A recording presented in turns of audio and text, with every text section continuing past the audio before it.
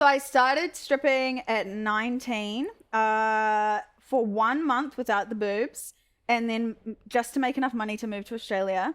And then I came back and I was like, I'm going to work for 1 month to pay for the boobs. Went back to Australia, got the boobs, and I was like, I'm not going to strip again. Like, that's not going to be me. I was so like, I care about what people think. I have to have a proper job, proper career, everything. Because my family's all very like intelligent and proper, and there's no one in the sex industry or anything like that.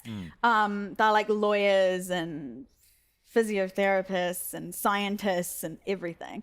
So, and then I came back to save for that, and then I ended up moving back, and I would just like strip, but like I said, like on the side, so like 4 nights a week, and then I'd do my IT job, and sometimes I'd like pull all-nighters or get like 2 hours sleep.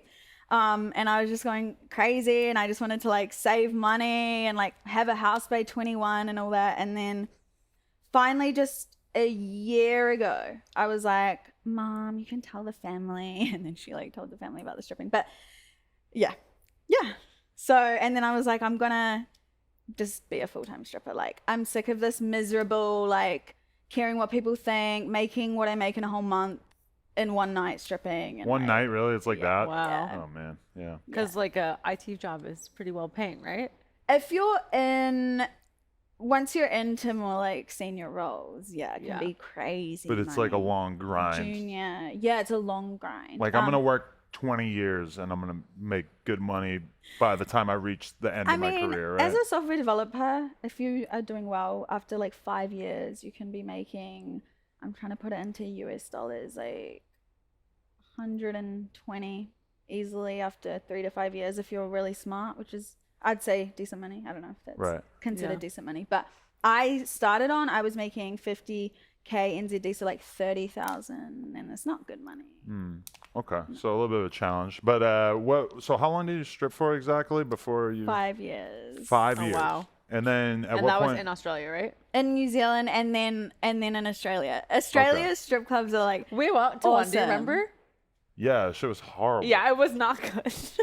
But she was telling me out there that there's like strip clubs that have Hot spas, tubs. hot tubs in them where you can like be and it's like with the VIP experience. in the VIP area. Oh, and they're that's paying kinda like cool. 700 AUD or NZD an hour. It's like 450 or something an hour. I mean- just to sit in there and not do anything. No kissing. No. Yeah, no we went to nothing. the strip club in Australia, and it was like a bar with girls dancing on the things, but they weren't really like talking to you that much. They weren't like that involved. And in America, I feel like you're more likely to like be able to throw money and get them to come over and they talk to you, and you could kind of like, you could touch them a bit when they're on stage, at least in LA. Can't really do that in like certain other states and stuff, but it just felt very frigid when we went to this Australian strip I can't remember club. what city it was in, but Yeah, well, all the different states in Australia have very different rules. And then all the different clubs, because I was working in Melbourne, have different rules. Like the club I worked at, you weren't allowed to touch anything below the waist, but you could like, I didn't do it, but you could make out with them.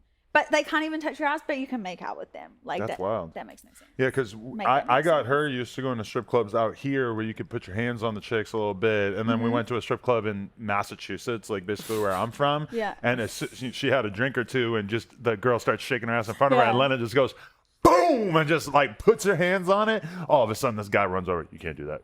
like, Put your hands away. Get down. yeah, I've gotten yelled yeah. at in some strip clubs. That was eye-opening. Yeah. Yeah.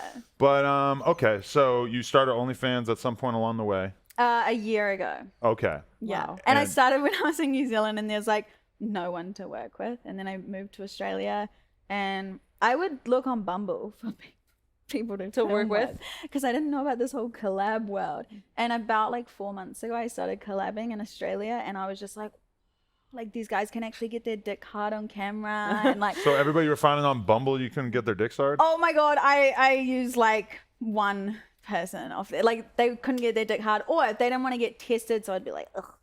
Yeah. But you would tell them like, hey, I'm meeting you on this dating app, but I really just want to film with you for my OnlyFans, and they were down. They didn't care. Yeah, because I like, oh, I get to just fuck the you, fuck yeah. off the bat. That's a Yeah. smooth way to like get into the porn game. Like I could have easily, if I didn't get into it the way I got into it with you, I could totally imagine some girl just being like, "Yeah, I need a guy for an OnlyFans collab," and me just being like, "All right, yeah, I'm coming." Yeah. Yeah, well, one of the guys that I would film with, he now does OnlyFans with his girlfriend in New Zealand. I don't know how successful they are, but it's New Zealand. It's hard to be. Yeah. Right. Okay. Big time So on you there. start doing the collabs and stuff, and you start doing pretty well right away. And at what point do you decide to move to America or make the trip out? I'd say I started doing pretty well on OnlyFans. My goal was to be top 1% within a month of starting, and I got to top 0.6. And then when I started doing collabs, I got to like 0.2 or something. Like I was doing really well. And then I had like I would notice like Karen Lee, Johnny Sins would like follow me on Twitter, and I was like, ooh, I'm getting. And Karen was like, come to America. And yeah, so then I planned to come to America. But I've solo traveled a lot, but for some reason I was scared to come to America alone. It was your first time? Yeah, Why first were you time. scared of America? Just because you hear so many like Yeah. scary stories, and I was just like, no, not alone. What were you scared of? That you were gonna get killed by a cop by the time you got here? Just like I've heard you're just casually at like your hotel, and then you get like kicked out because there's like shootings in the hotel or something. In the hotel. Like, That's I actually don't fairly know. rare. And I was just Yeah. like, I'm just nervous. So I ended up actually coming over like with a friend, but then I didn't even know what happened. I didn't even see her. So I was just like a lone wolf, and I was just like doing my thing. And then yeah. You came out and just like shot every day? Yeah, like I had a few planned, and then it just started like everyone was messaging me to shoot, and I'd be doing like 3 to 5 shoots a day, and I was just shooting with everyone. Like I've shot 3 like to 5 shoots a day is insane. yeah,